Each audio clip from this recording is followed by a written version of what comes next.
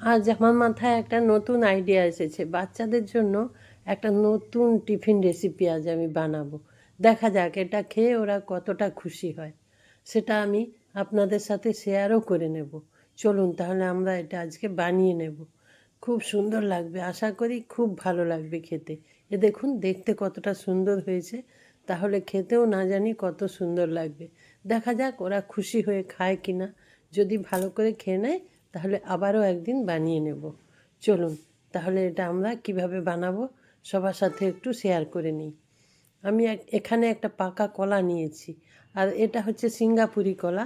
যে কোনো পাকা কলা নিয়ে নেবেন আপনারা, সব পাকা কলা দিয়েই এটা বানানো যাবে। পাকা কলাটা এবার স্লাইস করে এইভাবে একটু কেটে নেব, একটু পাতলা পাতলা ছোট ছোট করে কলা কেটে নেব। এই যে রেসিপির মধ্যে কলার ফ্লেভারটা, আশা করি মন্দ লাগবে না। এমনিতে তো সকালের টিফিনে আমরা একটা কলা দিয়ে থাকি, সেটা যদি একটু অন্যভাবে এইভাবে দিয়ে থাকি তাহলে কেমন হয়, এটাই ভাবলাম আজ দিয়ে দেখব। যদি ভালো লাগে, খুব ভালো লাগবে আমারও, যে আমার আইডিয়াটা ভালো ছিল। তাহলে কলাটা দেখুন কেটে নিয়েছি, এখন এই পিসগুলো একটু আলাদা করে নেব হাত দিয়ে। এগুলো একসাথে লেগে লেগে আছে, এগুলো একটু এইভাবে আলাদা করে দেব। আলাদা করে দিয়ে এটা সাইডে সরিয়ে রেখে দেবো। সাইডে সরিয়ে একটা মিক্সিং বোল নিয়ে নেব। দেখুন, চলুন তাহলে এইটা একটু সাইডে সরিয়ে রেখে দিই। রেখে দেওয়ার পর একটা বোল নিয়ে আসি। চলুন, এখানে একটা কাঁচের বোল নিয়ে চলে আসব, আর নিয়ে আসব 4টে ডিম।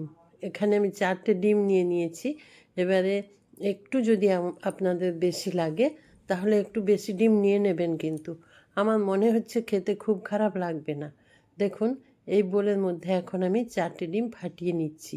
এ দেখুন, আর এই যে আমি রান্নাটা করছি, এটা আপনাদের যদি ভালো লেগে যায় তাহলে কিন্তু টুক করে একটা লাইক দিয়ে দেবেন, কেমন? তা ঠিক আছে, এখন 4টে ডিম আমি ফাটিয়ে নেব। ফাটিয়ে নেওয়ার পর আর কি কি এখানে দিয়ে দেব সেটা আপনারা দেখুন। আর যদি মনে হয় যে হ্যাঁ এটা খেতে ভালো লাগবে, তাহলে একদিন অবশ্যই ট্রাই করে নেবেন, কেমন?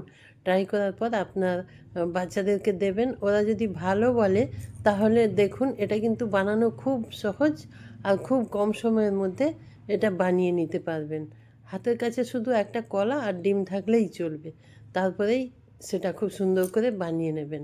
এই যে 4টে ডিম ফাটিয়ে নিলাম, ওটা এখন ভালো করে একটু ফেটিয়ে নিতে হবে। এই কুসুম আর সাদা অংশ সব কিছু ভালোভাবে মিলিয়ে নিতে হবে। তার জন্য দেখুন আমি এটা নিয়েছি, নিয়ে ভালো করে মিলিয়ে নিচ্ছি। এটা কিন্তু খুব ভালো করে মিশিয়ে নেবেন। হ্যাঁ, তারপর এখানে কি কি দিয়ে দেব দেখুন। এখানে আমি আজকে ব্যবহার করব দুধ। আর দুধটা অবশ্যই গরম গরম নেবেন না, রুম টেম্পারেচারের দুধ এখানে নিয়ে নেবেন। 4টে ডিম নিয়েছি, আর কতটা দুধ দিলাম দেখুন। খুব বেশি দুধ কিন্তু আমি ব্যবহার করলাম না, অল্প পরিমাণে দুধ। এই যে 1 গ্লাস রেখেছিলাম, তার থেকে অর্ধেকটা পরিমাণ দুধ দিয়ে দিলাম। এই দুধটা আমি আগে জাল করে নিয়েছি, নিয়ে সেটা ঠান্ডা করে নিয়েছি। এই দুধের সাথে ডিমটা আবারও ভালো করে ফেটিয়ে দুধের সাথে ডিমটা ভালো করে মিশিয়ে নিতে হবে। এই যে দেখুন সুন্দর করে মিশিয়ে নিয়েছি। এখন এখানে দিয়ে দেব অল্প একটু ময়দা, খুব বেশি নয় কিন্তু, খুব অল্প ময়দা দিয়ে দেব। এখানে আপনারা ময়দা না দিয়ে আটাও দিয়ে দিতে পারেন। আটা দিলে সেটা একটু বেশি হেলদি হবে। তো আজ আমি প্রথম দিন ট্রাই করছি, তো ময়দা দিয়েই করলাম। এদের যদি ভালো লাগে এরপর থেকে আটা দিয়ে এটা বানিয়ে দেব। দেখুন, এখানে 1 বাটি আটা আছে, কিন্তু আমি এত আটা দিলাম না। এই যে চামচে করে তুলে 3টে চামচ দিয়ে দিলাম। 4টে ডিমে 3 চামচ আর ময়দা দিলাম। ময়দা দিয়ে ওটা ভালো করে মিশিয়ে নেব। এটাও কিন্তু খুব ভালো করে মেশাতে হবে, দেখবেন যেন দলা পাকিয়ে না থাকে ময়দা। এখানে অল্প পরিমাণে নুন দিয়ে দিয়েছি, খুব বেশি নুন দেবেন না, তাহলে ভালো লাগবে না। অল্প একটু স্বাদ ব্যালেন্স করার জন্য অল্প একটু নুন দিয়ে দেবেন।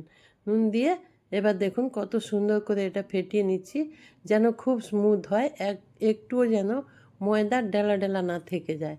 সেইভাবে এটা একটু ভালো করে, একটু সময় লাগবে, কিন্তু মেশানো হয়ে যাবে। দেখুন আমার হয়ে গেছে খুব সুন্দরভাবে এটা মেশানো, বেশ স্মুথ হয়েছে, তাই না?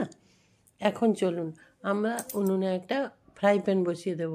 এই যে ব্যাটারটা কিন্তু এরকম খুব পাতলা পাতলা হবে, একদম মোটা ব্যাটার হবে না, পাতলা হবে। ফ্রাই প্যানটা বসিয়ে দিয়েছি, ওখানে তেল দিয়ে দিলাম, খুব অল্প করেই তেলটা দিয়েছি, 1/2 চামচ মতো তেল দিয়েছি, সাদা তেল দিয়েছি।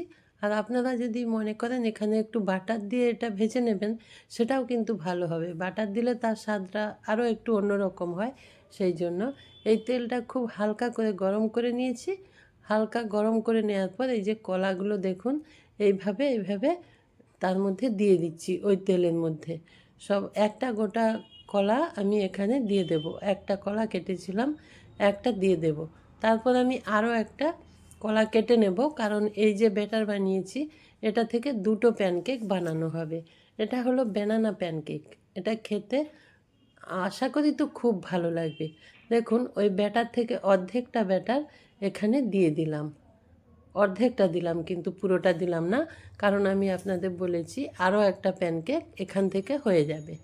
এবার ওটা ঢেকে দিলাম আর গ্যাসের ফ্লেমটা একদম স্লোতে দিয়ে দেব। খুব ধীরে ধীরে এটা রান্না হবে। আর খুব সুন্দর ফুলে গেছে দেখুন, আর বেশ মোটা হয়ে গেছে, তাই না? এইভাবে আরও একটু সময় রান্না করে নেব। রান্না করে নেওয়ার পর এটার উল্টো দিকটা আবার ধীরে ধীরে উল্টে দেব। খুব সাবধানে এটা উল্টে দিতে হবে। এমনিতে কিন্তু এটা উঠে এসেছে, তবুও একটু সাবধানে উল্টে দিতে হবে, নাহলে এটা ভেঙে যেতে পারে, সেই জন্য বলছি। এ দেখুন আমি এই প্লেটের সাহায্যে উল্টে দেব। প্লেটের মধ্যে ওটা নিয়ে নিচ্ছি। প্লেটটা ফ্রাই প্যানের ওপর উপর করে ওটা উল্টে দেওয়া যায়, কিন্তু আমি সেটা করলাম না। এমনি সাধারণভাবে এটা উল্টে দিয়ে দেব। আর উল্টে দিয়েছিলাম, সেটা আমার স্কিপ হয়ে গেছে, আবারও অন্য দিকটা আরেকবার উল্টে দিলাম। এই দেখুন এটা হয়ে গেছে। দেখুন কত সুন্দর প্যানকেক হয়ে গেছে। এটাকে এখন পিস পিস করে কেটে নেব। ওদিকে আমার আরও একটা হচ্ছে, আর এটা আমি কেটে নিচ্ছি। কেটে নিয়ে আগে আমি ওদেরকে একটু খেতে দিই, দেখি ওরা কি বলে। যদি না খায় তখন তো মুশকিলে পড়ে যাব। প্রথম দিন ট্রাই করছি, দেখাই যাক, একটু রিস্ক নিলাম। আপনারা যারা আমার ভিডিওটা এতক্ষণ দেখলেন, যদি ভালো লাগে তাহলে লাইক কমেন্ট শেয়ার করে আমার চ্যানেলটা সাবস্ক্রাইব করে দেবেন, কেমন? আর অসংখ্য ধন্যবাদ এতক্ষণ আমার এই ভিডিওটা দেখার জন্য। তাহলে আজ আমি আসি, আবার দেখা হবে পরের ভিডিওতে।